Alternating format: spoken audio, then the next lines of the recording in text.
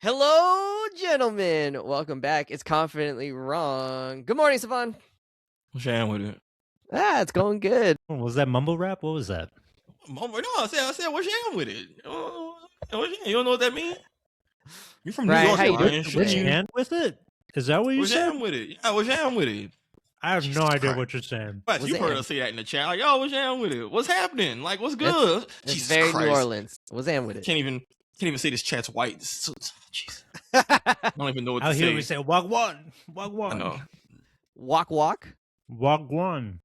Wagwan. Oh, Jesus. So, what are you? Gotcha. I'm gonna leave you alone. His mouth is full, so it's hard Wagwan. to. hard This to man tell. trying to say wagwan while eating a banana. I'm like, what is this man doing? Que lo que? All right. No Wagwans out here in Austin, let me tell you. All right, let's get into it. We're going to do a real quick episode. This Dog ain't going whistle. to be long. This is just enough to wet our whistles, dip our toes in it. We're going to talk about Maul, Shadow Lord, Shut up, Brian. brand new. I don't know what's happening. I'm just going to keep on plowing through because I don't Keep even on, know. bro. Ignore I'm us. keeping going. Maul, Shadow Lord, brand new animated series from Disney Plus and Lucasfilm and all that good stuff. They're sort of in the vein of Clone Wars, in that it's it's an animated series. It's focusing somewhat on Darth Maul. He's not Darth Maul anymore. He's just Maul. Post, I don't know when. Is this post taking over Mandalore and kind of losing and getting his ass kicked, but not. It's obviously before he dies again. He's died like 18 It's like times. a year. It's supposed to be a year after the Clone Wars. Okay. So this is like that Rise of the Empire. I think they call this era like the Rise of the Empire era. So between So is this episodes between 3 like and episodes 4, 2 and 3? between Oh, episodes okay. 3 and 4, but the early portion because the Empire. It's not between 2 and 3 because the Empire is like a thing in this show. Okay. Like, the Can you Empire's a guys thing. clarify for me, like, didn't Darth Maul get sliced in half and fall down Jesus. like an All empty right. abyss? Shit. All right. What the hell are we doing Just here? accept Is it. this He's like a troll? Is this like a tee up for people who don't know Brian question? I actually don't know the lore right. behind. He's Darth died like Maul. 3 times. All right, This you want me to it's take this He fine. one, died Wes? once. He died No, once. you want me to take this one, at Wes? the hands. Yeah, you should take it because I don't remember. Obi-Wan? Okay. So Brian, Obi-Wan. I got you. I'll keep it quick.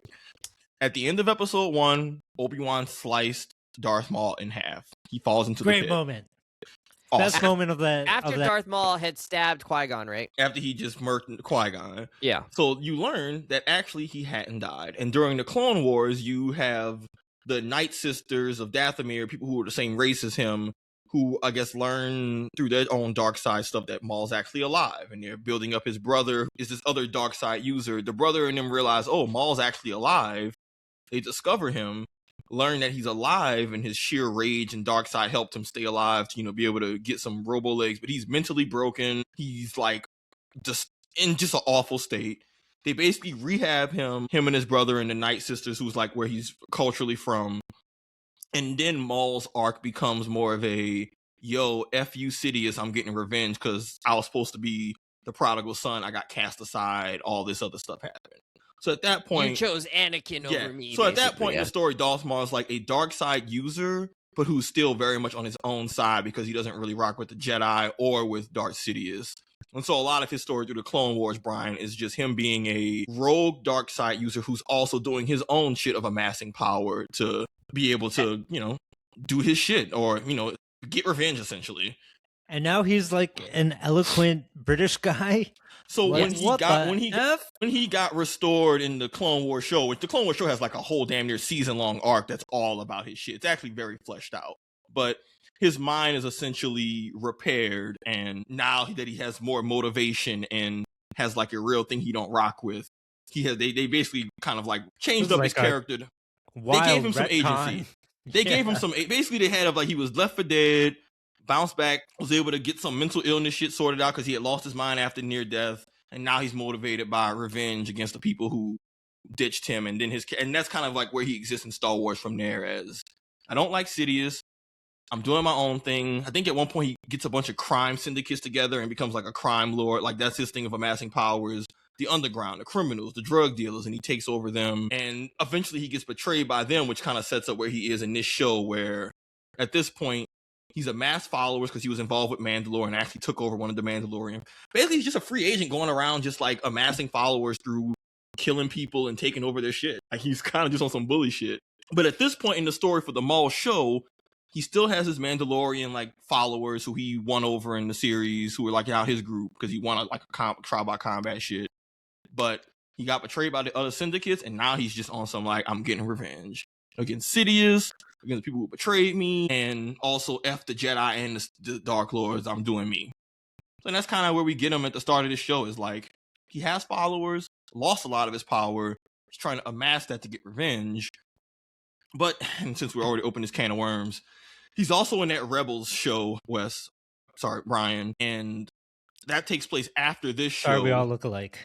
Anyways, it's all said and done, and this stuff takes place after this series whenever it concludes. At a certain point, Maul ends up trying to hunt down Obi Wan again. They fight, and then that's when he's put down for good. And at that point, it's kind of before episode 4. So, like, right now we're at the beginning of the period between 3 and 4. He dies probably sometime towards the end of that period because older Obi Wan kills him.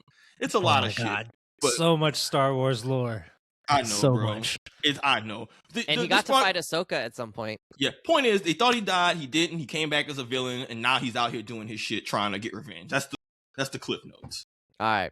So, like I said, we're just gonna do a quick intro on it. It's been out actually for a while. I think they're at episode 8 at this point, out of 10 or 12. But we haven't seen that many of them, so we're just gonna go in and give us, a little taste. I don't know that our listeners have, if we have any listeners, if they've been watching the show or not. So we don't want to spoil too much about it. I will say that one of the things that stands out to me the most was just how like visually awesome everything was. It looks like a painting. There's some darker scenes. There's some brighter scenes.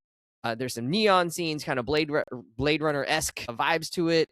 Just everything has been really cool. And if you've watched the Clone Wars, I think there were definitely some parts of that towards the end, especially in that last season, where you really got to see some of the animators or the artists really flex their muscles.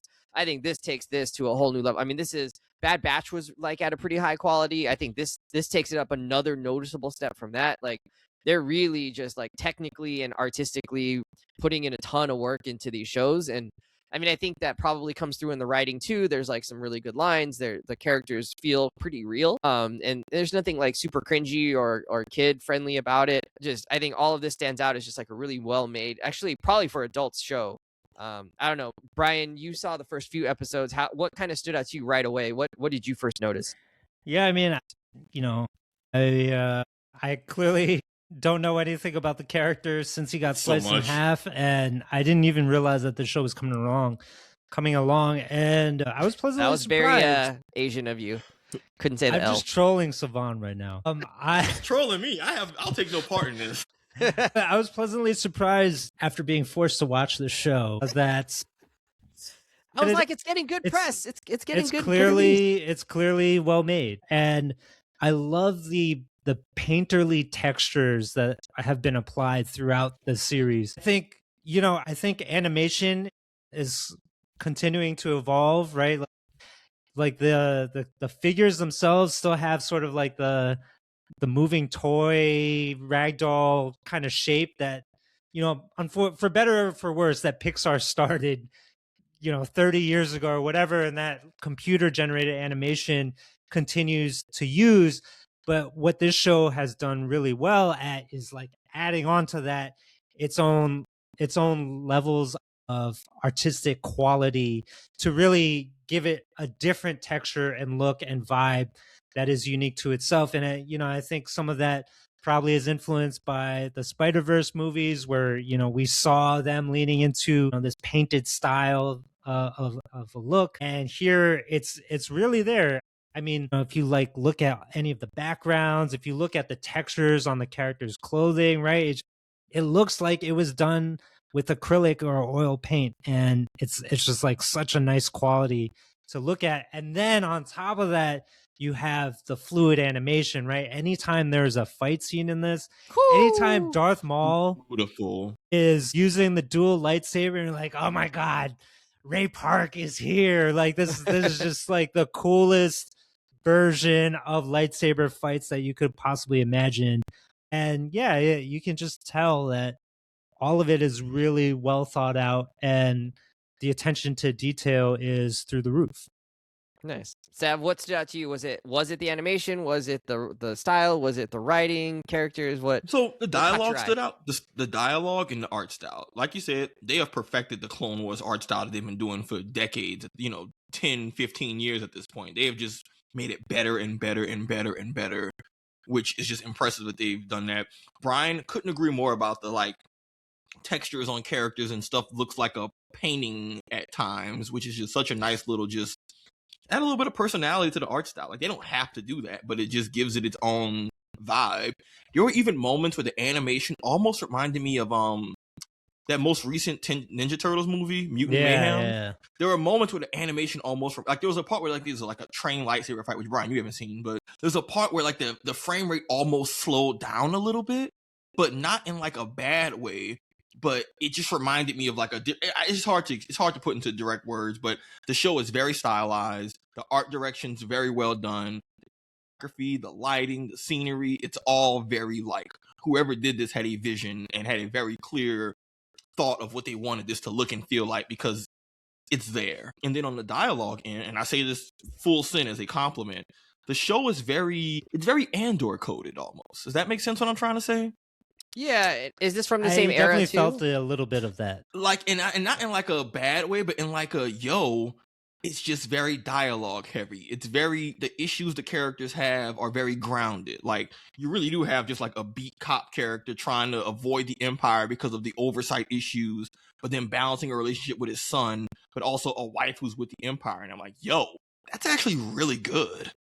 They don't even though I don't necessarily care super heavy about the cop character yet, but just the fact that they're willing to give us a character and have this be his dilemma and sell us on the dilemma of he's trying to stop this Maul shit in the city and the crime stuff, but if he wants to stop it before it gets too bad, because if it gets too bad, the Empire comes and then they're really gonna be the show really sold the Empire as this overarching threat, and it's just one of those similar, Brian. This wasn't a show that I was about to just go out of my way to watch on my own, but damn if it isn't just quality and put together, and it's not some bullshit. I think that's the first takeaway I have about this show, Wes, is that it's not some bullshit. They It's care not a money grab.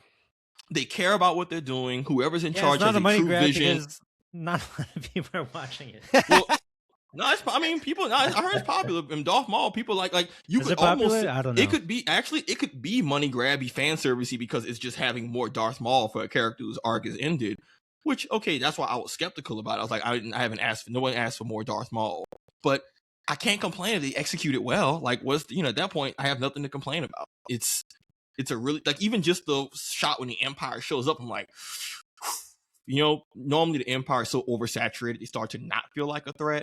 But when you limit when they appear, their appearance has that much more weight, and it's just a well put together show, man. But the biggest thing is that it feels, even though it's animated, this show feels very young adult coded in terms of just you don't make a show for kids and then have the conflict for one of the main characters be his relationship with his son. Kids don't give a damn about that. So clearly they know what audience they have in mind, and they're executing. Even Maul, I guess we'll talk more about Maul later, but I like how they're doing his character. I'll wait till we get I actually think that's probably the right time to bring up Maul, right? Maul is somewhat the star of the show. He's not in every scene. Actually, the Detective Lawson, takes a pretty starring role in this. I'd say in some ways they're the foils against each other with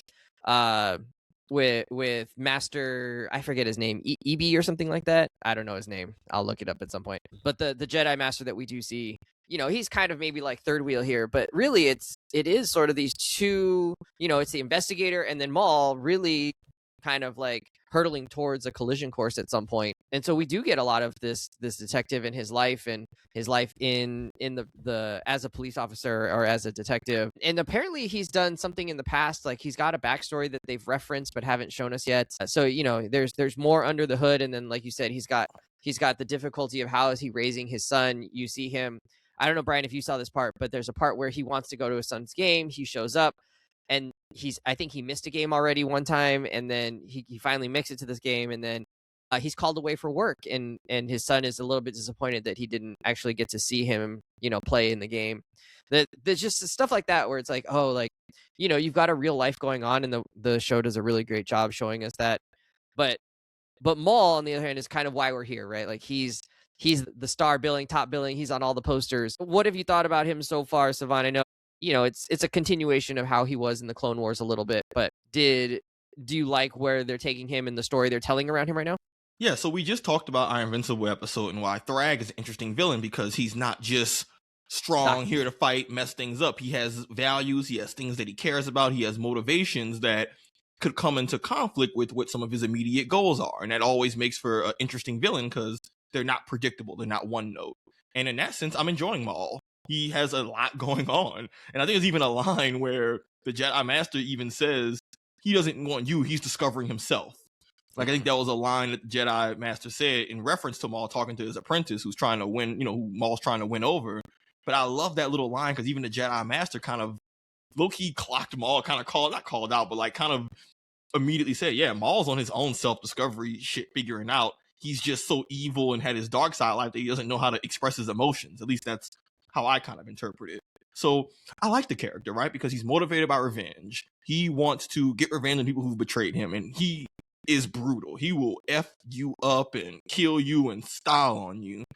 But he's not a rabid dog. He doesn't just kill for no reason. He's not just out here just killing innocents, although he did try to kill innocents to cover his escape. But even that, right? It's like he clearly has this weird, interesting morality of like, I'm not here to just slaughter innocents for the fun of it. I'm not a rabid dog, but I'll kill whoever if it means advancing my goals. But my larger goals are to get revenge, and he's willing to be very strategic about it. And it makes for an interesting character because his whole bit is very much trying to convince the Jedi, I'm not the villain you think I am. And we know that he is still a villainous person, right? He endangers civilians. He takes over crimes. He's a criminal. He does all the bad shit. But he's an interesting character because when he talks about the Empire being the real enemy, he's right. Yeah. So it's just this like, that alone for the backdrop of this show works because even though Maul is not heroic, he is the protagonist, and we recognize the Empire is the bigger threat. And so the tension between him and these other more traditionally good characters and balancing a villain versus a bigger villain versus the bigger enemy, but we're still not friends, and frankly, it's a cool on-screen dynamic to see have happen. Light spoilers, when he makes the proposal with your boy of like, hey man, we can make this deal to keep the Empire off our planet. I thought that was awesome, like, writing for Maul's character in terms of just how he operates and what's important to him and how he chooses to do business. It's very intentional, very strategic, and so it makes him an interesting character to watch and root for because he's clever, he's evil, but he's clever, he's devious, he's intentional, he has things he cares about, and it's almost kind of Breaking Bad Sopranos-esque of like, I know you're the bad guy, but I like watching you move through this world, also knowing that there's people worse than you, and how do you reconcile that and how you handle your business. Like, for all that, he's trying to win over this Jedi girl. I know he wants to corrupt her as a Padawan, but also he's actively saving her and helping her. And so it's complicated, right? And I will say that this is what I've wanted more of in Star Wars, is like just the slice of life, the inner world, and characters in morally gray situations where there's not just a you root for this, you don't root for this. Besides the Empire, who you always root against. But even in Andor, they made us sympathetic to people within the Empire. So like, that's why I say it's Andor coded. But like, I like what they're doing. Maul's character is he does his job for what the show is, and it's interesting. I think, I don't know that they want to change him completely, right? But there is room in this show, and I don't know if they're going to go there. I don't think they are, but there is room in this show where it's like, you actually get to see Maul maybe be more of the noble character, right? Like the hero he sees himself to be sometimes. I mean, I think he knows he's kind of the villain and he wants to be, a dark side user, but there's some aspect of this where he's like trying to recruit Devin, the Padawan, to be his apprentice. And, I think like some of the lies you have to tell yourself to be like, I need you as my apprentice. There's some aspect to like change somebody who's like clearly on the side of the Jedi, who are supposed to be like these good knights or whatever.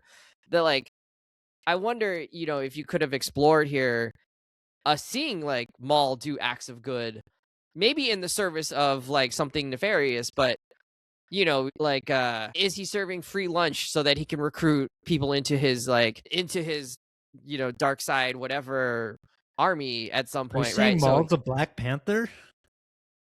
Well, the Black Panthers weren't necessarily doing anything bad, right? At the end of it, necessarily. Well, maybe a little bit of violence, It's a complicated legacy. Yeah, a good legacy, but complicated. Yeah, but like, could Maul be on that train rather Hell than just no. be on the like. Could he do that instead of just be on the like?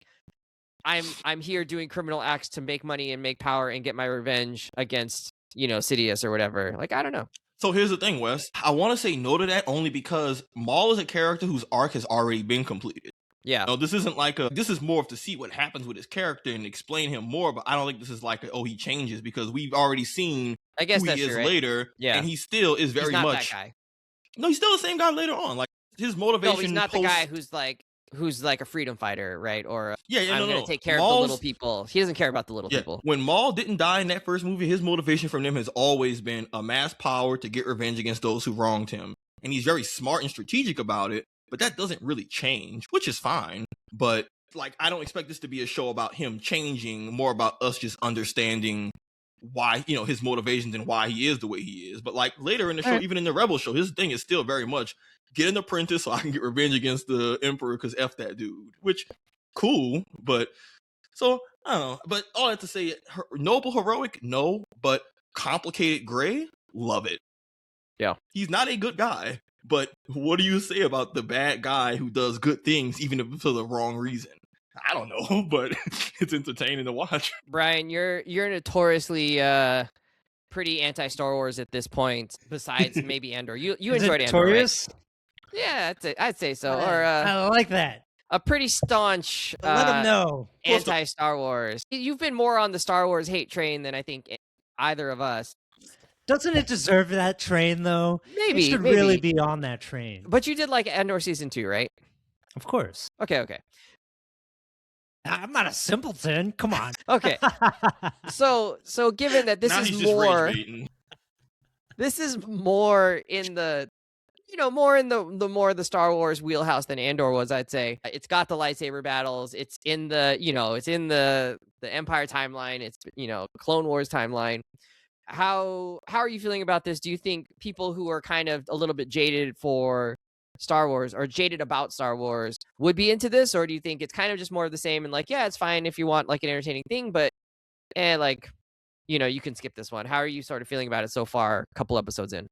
Well, so let me just qualify. Let me qualify the Star Wars hate train, right? Like part of the reason why I hate Star Wars so much is because it's annoying at like how good it could be, and then they go down the wrong path, right? So like it's like one of those things, like you hate it because you love it. And I think that's how I feel about Star Wars. And so like stories like this are a really nice surprise for me, because it does show like, okay, there is depth and interesting writing and interesting characters that you can have in the Star Wars universe if you just go for it. And most of the main tentpole Star Wars stuff does not do that. They do the exact opposite. They run from like interesting complex characters and anything that doesn't have to do with the Skywalker family, right? So I think in Maul, right, like even though he's not the Killmonger character that Wes maybe that you want him to be, I think he's still like a really fascinating character that I didn't know could even be possible, right? Like I'm like the casuals out there who thought like, yeah, he's cool because he's got the dual lightsaber and the spikes on his head. Performed that is why it was cool. Ray Park, right? But for credit to Dave Filoni and company, in this series, he's cool when he's not wielding the lightsaber. He's cool when he is spitting game at Devin the Jedi and trying to get her to switch sides, and he's doing this like ominous but seductive dark like manipulation thing. Went over with the dark side, like literally it's like what Sidious did, just to tempt her with the powers of the dark side. It's very interesting. And then you have sounds like Brian got converted. I'm down. Seduced. Look, a good show's a good show. I'll hold the lightsaber. Pants are on the floor. It's double edged. Sure, I've never tried that, but I'll give it a go. And then you have his like scheming. I really have no idea what Maul's like end goal is, because I don't know the context, but I do think that the way he's carrying out his plans, Like the most recent episode I saw, like, he basically like faked out the other gangster by having his brother be a stand-in. That was sick.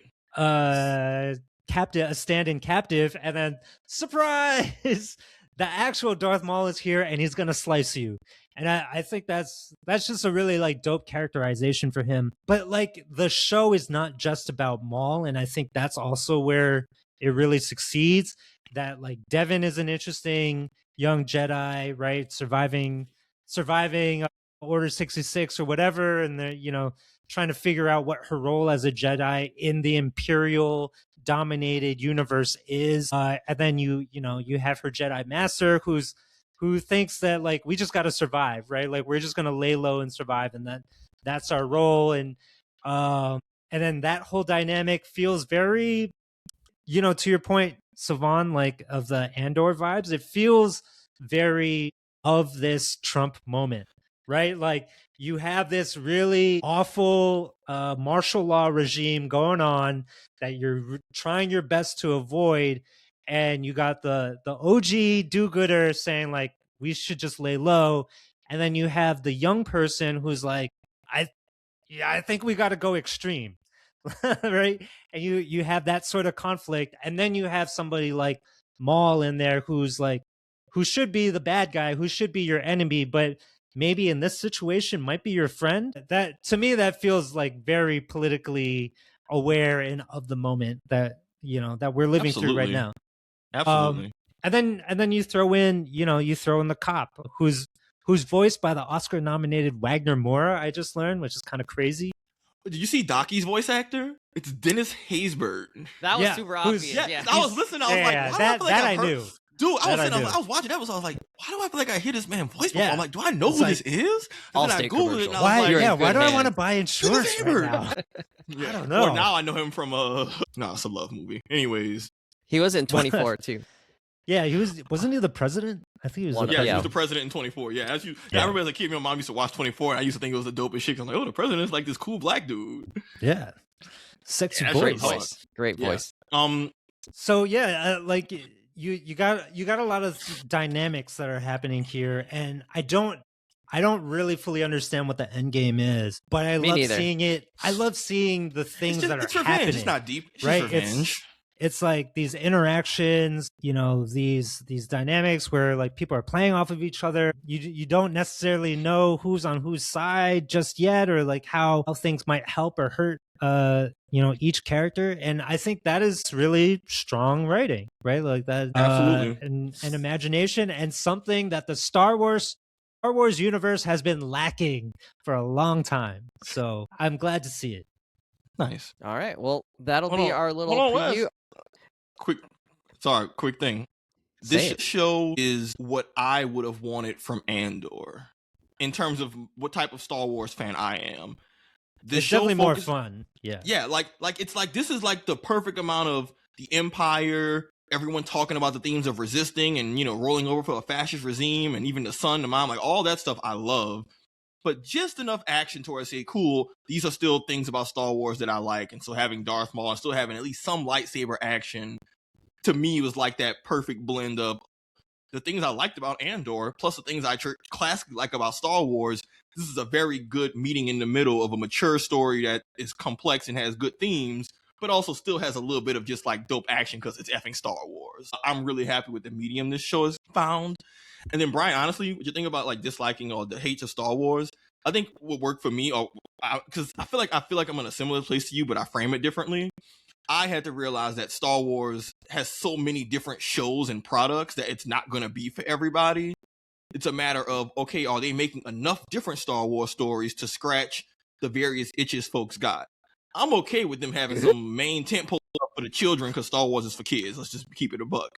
But I'm glad that we can also have Andor, where it's a mature adult show. And so, is there a lot of misses with Star Wars? 100%. But I actually like in this modern era that we have, you don't have to watch the movies, which can be very polarizing for folks when they just have lots of high quality shows that gives you Star Wars stories, but for different audiences of varying levels of quality. But I feel like there's more hits than misses when you take a step back.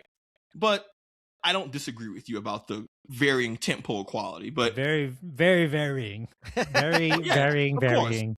Of course, but all that to say, I'm glad we have things like The Mandalorian and this show and Andor that kids won't watch, or maybe kids will watch some of that. But and then whatever the one with the Goonies space shit, whatever that was. What was that, Wes? Skeleton Crew. Like, I don't want that shit. Oh but my god! But if there's someone who wants to watch Couldn't it, last glad. 5 minutes for that show. I know. I mean, I already look. I knew it wasn't for me, but I'm glad we have that. All You to last say, 5 minutes, Brian? Oh, man, I gotta but get all on that your to level. say, Shadow You gotta take Lord some is pills, my friend. Shadow Lord is kind of proof that Disney's doing a better job of realizing that we can tell stories of various tones and vibes in order to, like, you don't have to have a set tone. But this is a really good show, sleeper, surprising, doesn't necessarily give me a bunch of new shit, but gives me good shit, and I'm okay with that. And I also think that another huge plus for this show is that it respects your time by just being basically 20 minutes an episode.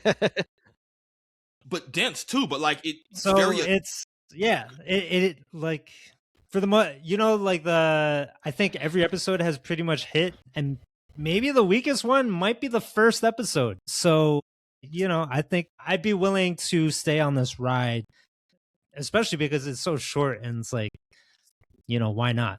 All right.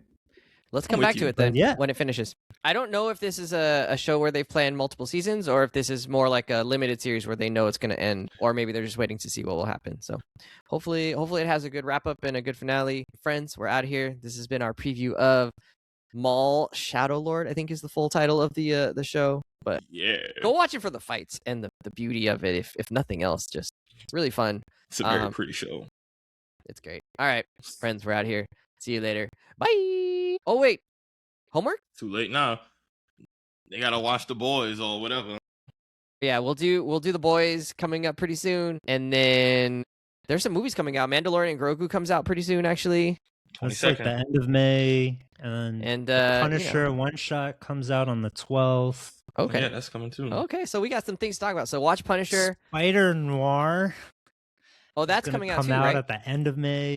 Okay, so those are your homeworks. The Boys first. I'm pretty sure we're going to talk about The Boys season 4, I think we're in, or season 5. And then the final season. Yeah, and then we'll do probably Mandalorian and Grogu will be in about a month or so. All right, friends. We'll talk to you later. Bye.